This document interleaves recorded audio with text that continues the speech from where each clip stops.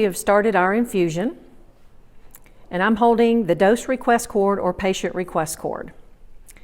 I have it in a profile called 1, and there are 3 profiles available. Profile 1 is by far the most popular and preferred on our PCA module. When a dose is available, the light is on. So I do have a dose available. So I'll press the button. You'll hear a beep.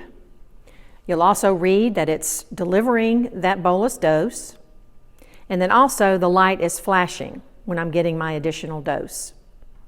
Once the dose has been given, this light will stop blinking and go into what we call our lockout mode, which is for 10 minutes.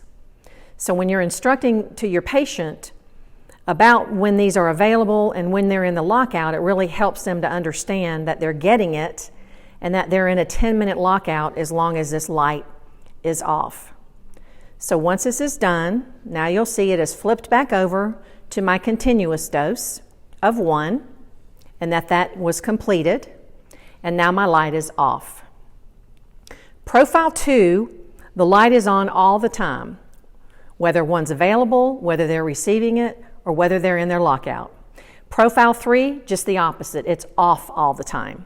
So I guess you guys could see it's probably better to use profile 1 just from a patient compliance standpoint so they won't be pressing the button all the time.